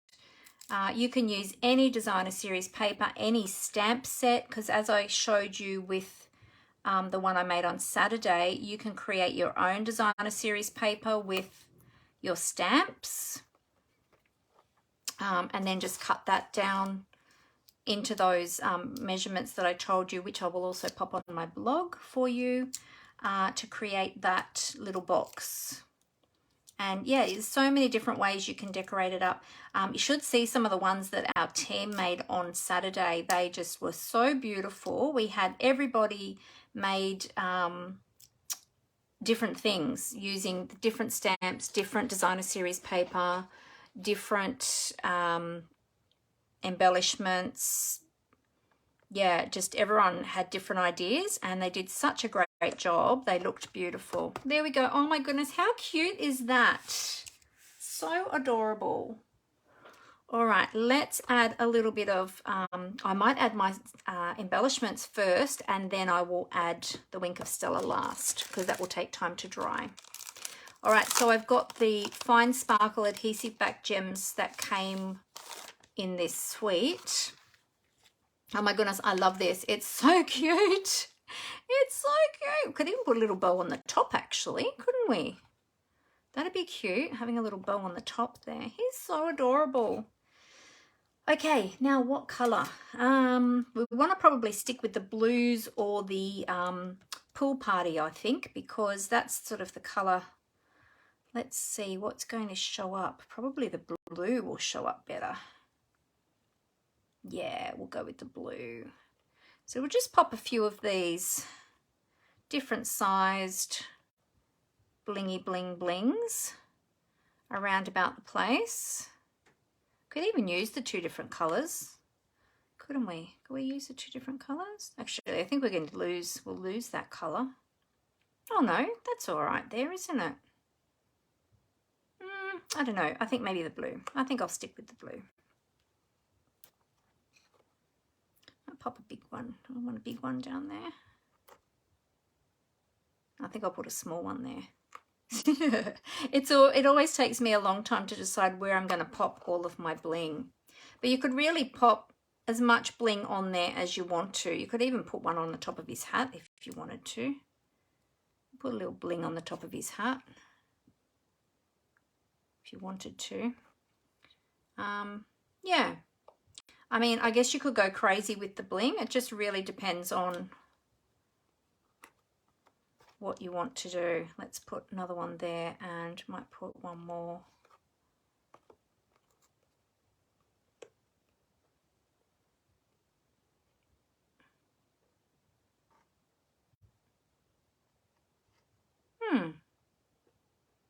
One, two, three, four. Yeah, we need 5, don't we? 5. In fact, I might move that big one. I might put a small one there instead. What do you think? There we go. I'll leave them all as small ones because then it looks like the snow is falling. Oh, Robin, you love it? Awesome. I'm so pleased. Let's bling up his beard now with the Wink of Stella and give him a little glittery beard. So if you don't have a Wink of Stella brush, you certainly need one. Let me tell you, these are a great product. They give you a glittery, sparkly, glimmery finish to your project, and they are super fun. This is a clear one, which I just got on my hand. Hang on one sec, I'll just wipe that off. It gives you the clear Wink of Stella gives you like a silvery, shimmery effect. I'm just going to double check to make sure that it's not going to run too fast. Just need to give it a little bit of a squeeze to get it going. Now, when you first get your Wink of Stella, has this one got some in it? Oh yeah. When you first get your Wink of Stella, it does come with a little black ring around the base here that you have to remove. So you have to unscrew that, remove the black piece, and then screw that back in. That just protects it in transit so that it doesn't leak. Okay, all right, that seems to be flowing okay. Oh, lucky I didn't have that over my project just then. Did you see what happened? That just oozed out then, so that was close. Lucky I didn't have that on my gnome. That would have wrecked my gnome then. I think I squeezed it a little bit too hard and it just ran out. Okay. Oh, it's leaked again. Oh, I think this might be the one I refilled actually. Maybe I'm squeezing it too much. All right. Oh, hold your breath, everyone. Actually, I can see it's leaking again. I think I've squeezed it too much. It's leaking out from under the cap, that's why. All right.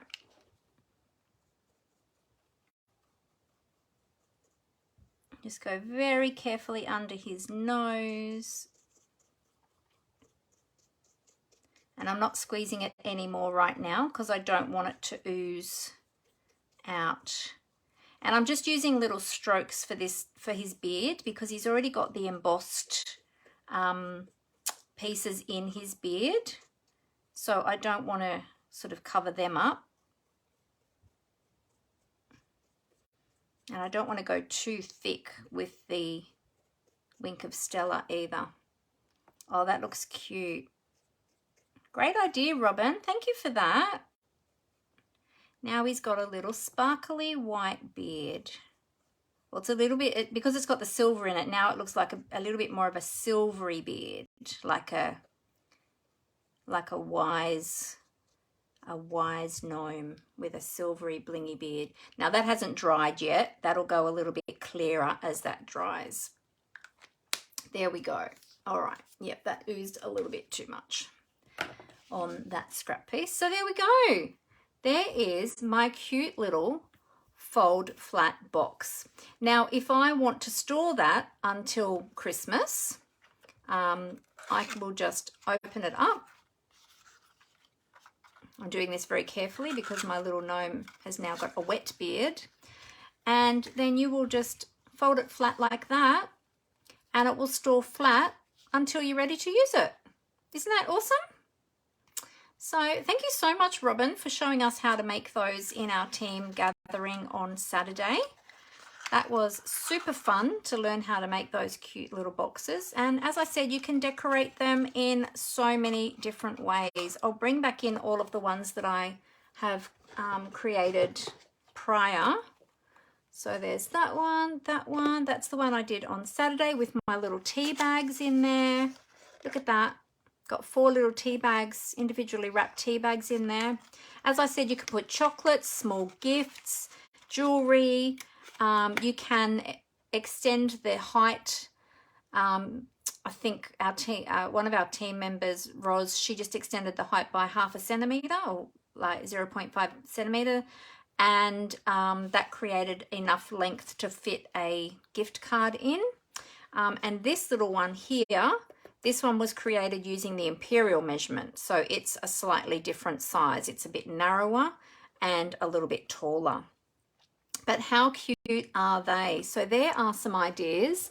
Amber said it's a good idea if you think of it earlier to glitz before you stick your elements on. Yes, it is a good idea to do that just in case you muck them up with if your Wink of Stella runs a little bit too quick, because several times Amber and I have had that where we've used the Wink of Stella and we've already stuck things down and then we've gone to Wink of Stella them and the Wink of Stella brush has run too quickly, like if we've squeezed it too much or whatever.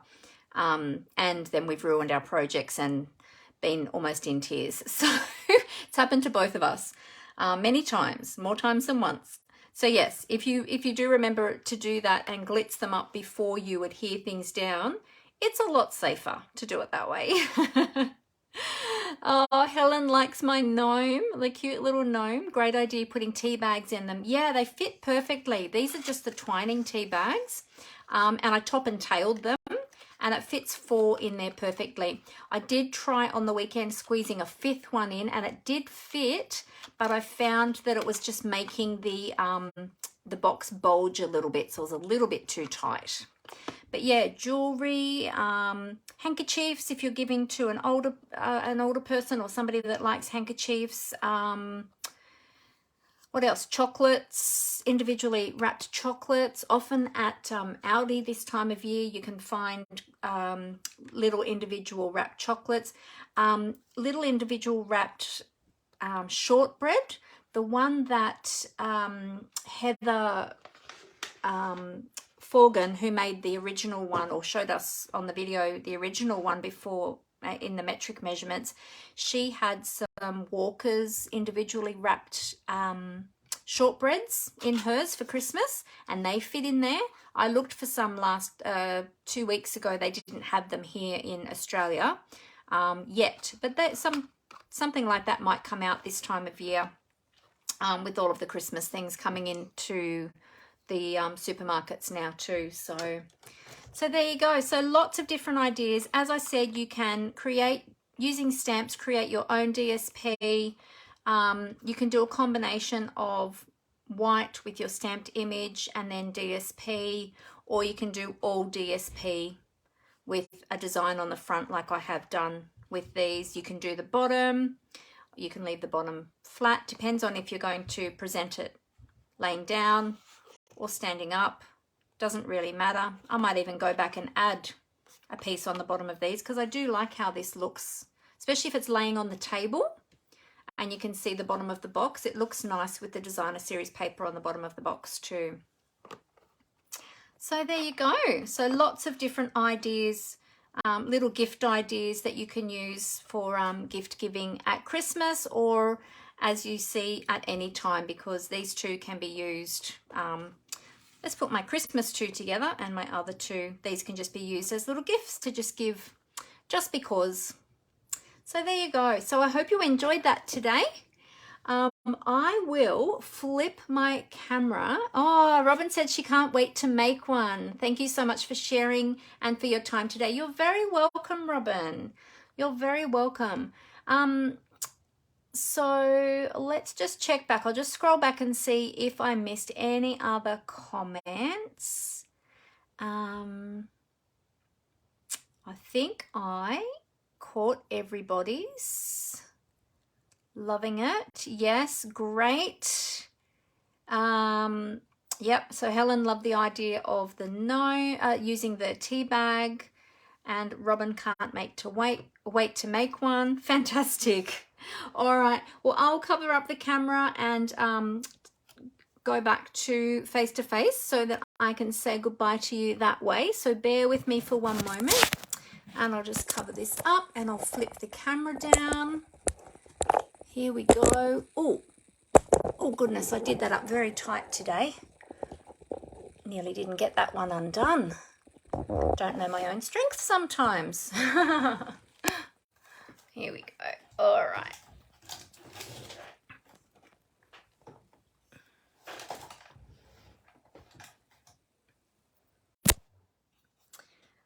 Okay, so we will just adjust that. There you go. So you can add, like if you wanted to, I've kept this one fairly plain, just with the word joy and the little gnome, but you can add extra things. You can add some of those little, the little mushrooms, the little toadstools. I don't know if they're toadstools or mushrooms. They look like toadstools to me in those dies.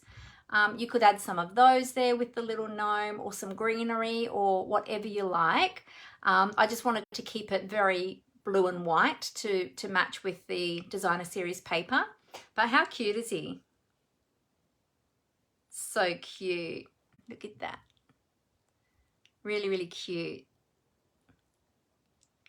And look at that glimmer on his beard. That was such a great idea. Thank you for sharing your ideas with me. Yeah, so super cute. I love it. So I'm glad that I chose that designer series paper and those dies to work with today. And that will be cute as well in other colors with the gnomes, and also using the stamps as well. Or you could also die cut the designer series paper with the dies as well, or even fussy cut. If you don't have the dies, you could fussy cut the designer series paper and use the gnomes from that as well. So yeah, I can see these are going to be really popular, and lots of people are going to be making lots of them for Christmas this year, because they're super quick and easy to make, and then you can decorate them in all different sorts of ways. So enjoy that, and yeah, have lots of fun with that. So you crafted along with me as well, Dimity. Fantastic. Great to hear it. Great to hear it. All right, well, for those of you that are going to On Stage on the weekend, on Saturday, I look forward to seeing you. Come and find me. I will have a bright pink mask on. You won't be able to miss me.